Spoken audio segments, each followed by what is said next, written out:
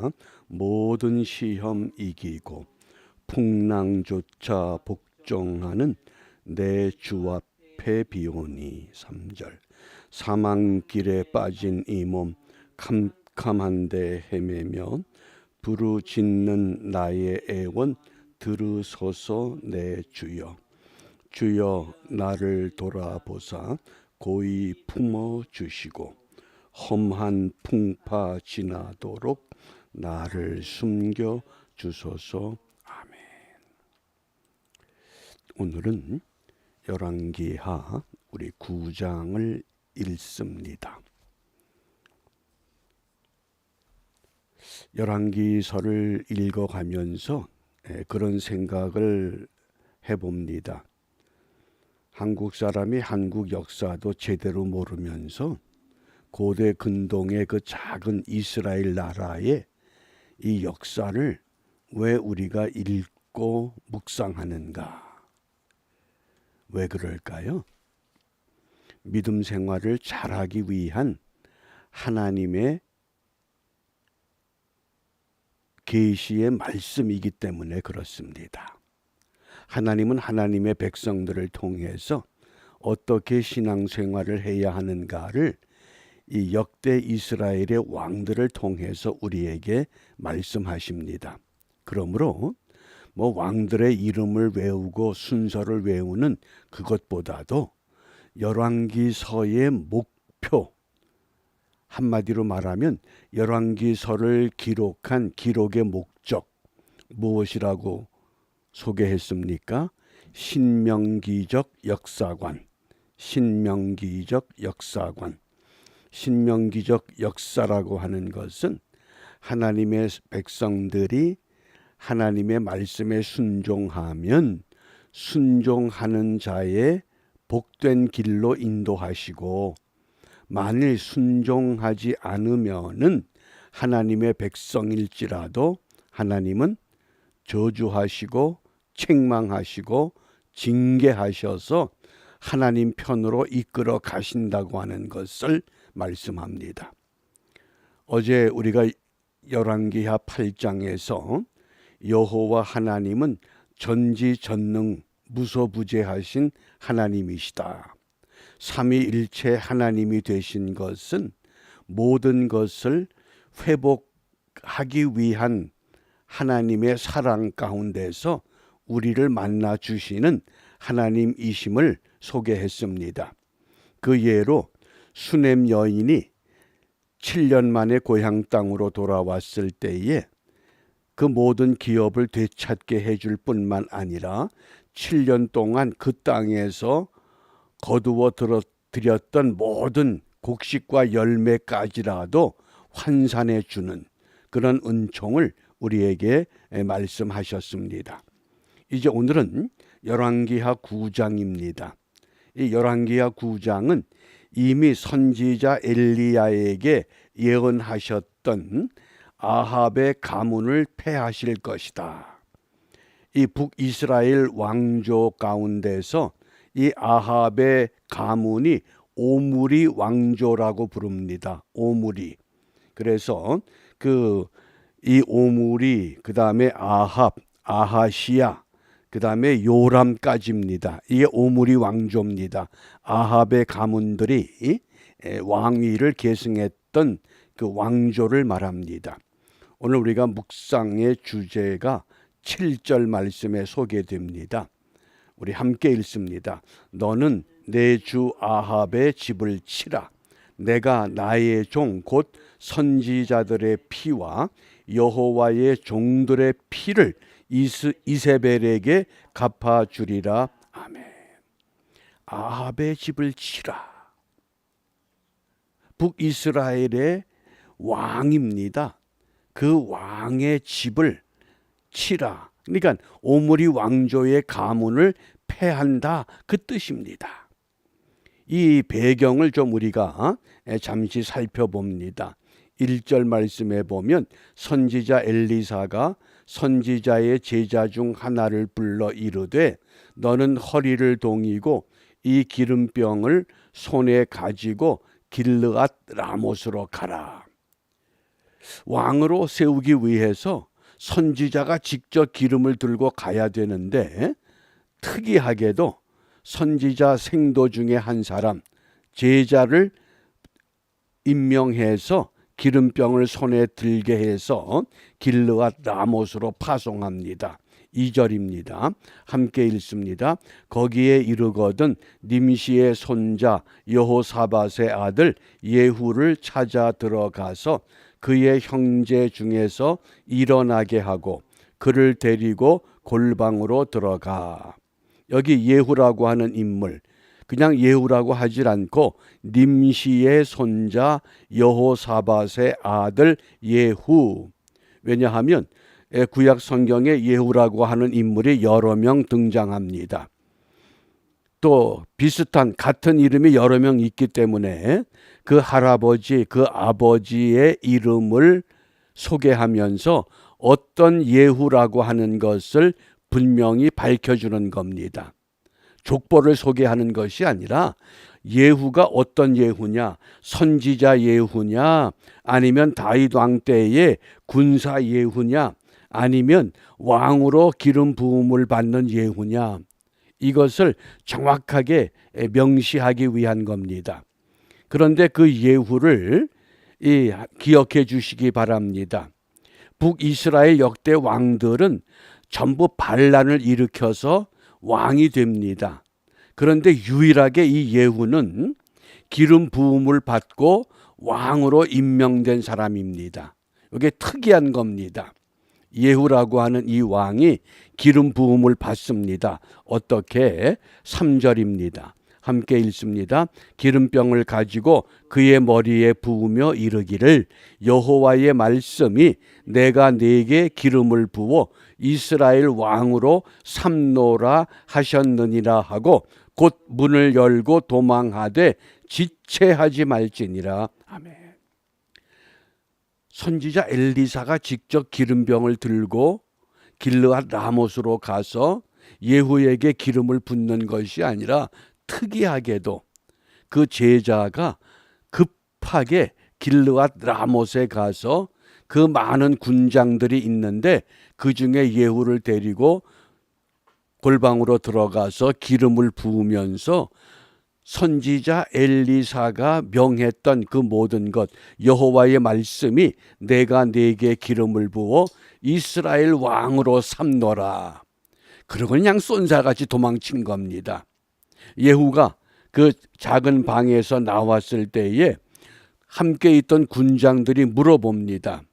저 미친놈 같은 놈이 와서 무슨 짓거리하고 갔습니까? 너희들 상관할 거 아니야. 그런데 이미 군장들은 그 모든 것들을 알고 있습니다. 분명히 우리에게 이야기하십시오. 그러자 예후가 자초지정을 설명합니다. 그러니까 모였던 군장들이 겉옷을 벗습니다. 그리고는 그 예후를 향해서 이렇게 외칩니다. 예후는 왕이다. 예후는 왕이다. 그러니까 예후가 기름 부음을 받아서 북이스라엘 역대 왕들 중에서 유일한 기름 부음 받은 왕이 됩니다. 우리가 이 북이스라엘의 이 왕조들의 계보를 잠시 살펴보기 전에 이런 일이 어떻게 진행이 되었느냐, 이미 이것은 선지자 엘리야에게 3가지 사명을 주셨습니다. 그것이 열왕기상 19장에서 소개했던 말씀입니다. 아람 왕 하사엘에게 기름을 부어서 왕이 되게 하라. 지금 아람은 하사엘이 왕입니다. 그리고 님시의 아들 예후에게 기름을 부어 이스라엘 왕이 되게 하라. 그런데 이 기름 부음을 부으라고 엘리야에게 사명을 주셨는데 지금 누가 감당합니까? 그 제자 엘리사의 그 심부름하는 제자가 이 사명을 감당합니다. 하사엘은 당장 기름 부음을 받고 또 엘리사도 당장 기름 부음을 받았지만은 이 예후는 이렇게 늦게 기름 부음을 받습니다.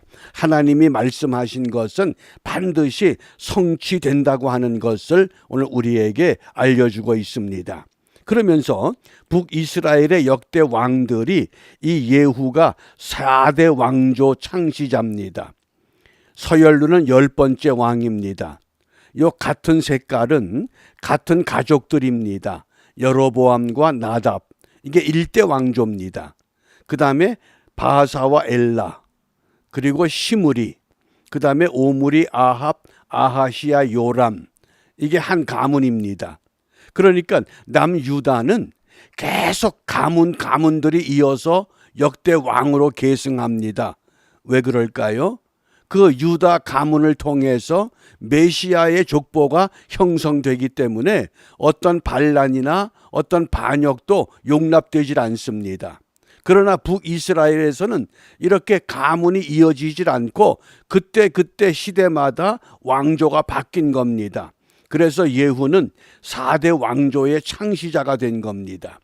이것을 기억해 주시면, 그러면 이제 이러한 일이 왜 이루어지느냐? 왜 하나님께서 엘리야에게 사명을 주셨는데 그 사명이 엘리사 때에 와서 예후에게 기름을 붓게 하시는가? 그것이 오늘 이 아합의 가문, 이 아합의 오므리 왕조를 패하기 위한 하나님의 의도라고 하는 겁니다. 그래서 오늘 본문의 6절과 7절을 다시 보면 예후가 일어나 집으로 들어가니 청년이 그의 머리에 기름을 부으며 그에게 이르되 이스라엘 하나님 여호와의 말씀이 내가 네게 기름을 부어 여호와의 백성 곧 이스라엘의 왕으로 삼노니 너는 내 주 아합의 집을 치라. 아합의 집을 치라고, 아합의 가문을 폐하라는 겁니다. 누굴 통해서? 예후를 통해서. 그래서 내가 나의 종 곧 선지자들의 피와 여호와의 종들의 피를 이세벨에게 갚아주리라. 이게 얼마나 끔찍합니까?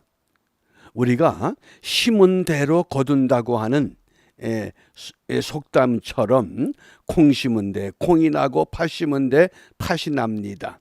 비록 하나님의 백성들의 왕조지만은 하나님의 뜻에 어긋났을 때에 하나님은 또 그들을 패하신다고 하는 것.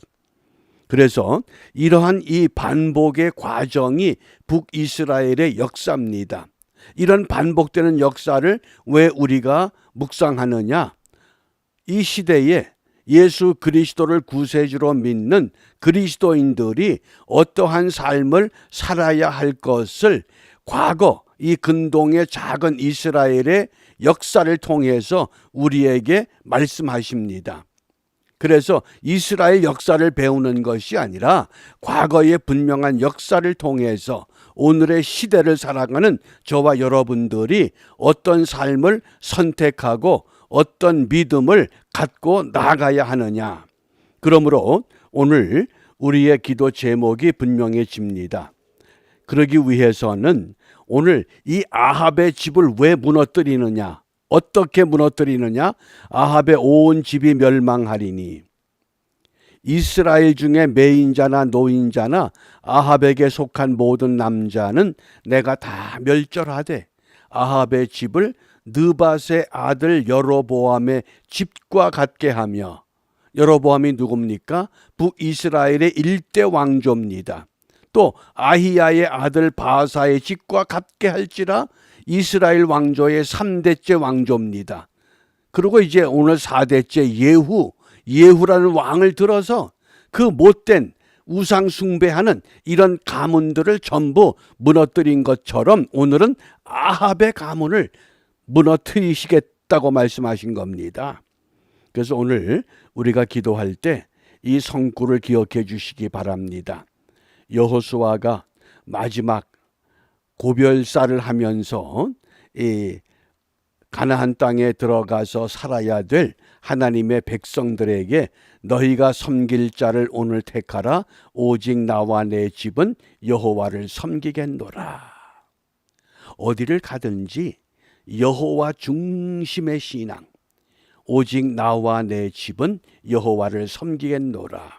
그래서 오늘 우리 기도 제목이 여호와만 섬기는 믿음의 가정을 세우자.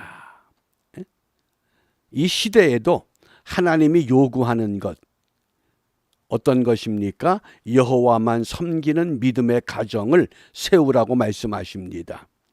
자꾸 역사는 바뀌고 변합니다. 미국도 마찬가지고 한국도 마찬가지입니다. 하나님을 섬긴다고 하면서도 섬기는 방법과 자세가 다르다고 하는 겁니다. 이런 자꾸 변해가는 세상 속에서 변치 말아야 할 것이 하나 있습니다. 여호와만 섬기는 믿음의 가정. 그래서 우리가 오늘 이 기도 제목을 갖고 오늘 한날의 삶을 통해서 이제 우리가 고난주간을 맞이하게 됩니다. 또 고난주간을 마치면 부활주의를 우리가 기념하게 될 텐데 정말 내 안에 부활의 생명이 충만한가 이런 믿음을 우리가 점검하면서 오늘도 여호와만 섬기는 믿음의 가정을 세우는 일에 성공하는 우리 모두가 되시기를 주님의 이름으로 축복합니다.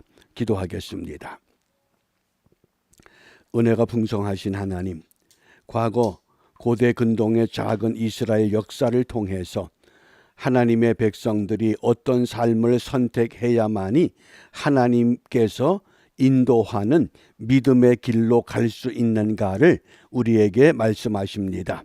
이 말씀을 교훈 삼아 이 시대를 살아가는 모든 그리스도인들, 모든 교회와 성도들, 예수님이 주인 되는 가정으로 세워가게 하시고 성령의 인도를 받는 가족들로 세워주셔서 진리의 말씀으로 무장하여 이 세대 속에서 변함이 없고 흔들림이 없는 견고한 믿음의 사람들, 믿음의 가정, 믿음의 교회, 믿음의 나라, 믿음의 민족, 믿음의 열방이 될 수 있도록 축복하시고 인도하여 주시옵소서. 이러한 은혜를 사모하며 주님께서 가르쳐 주신 기도로 함께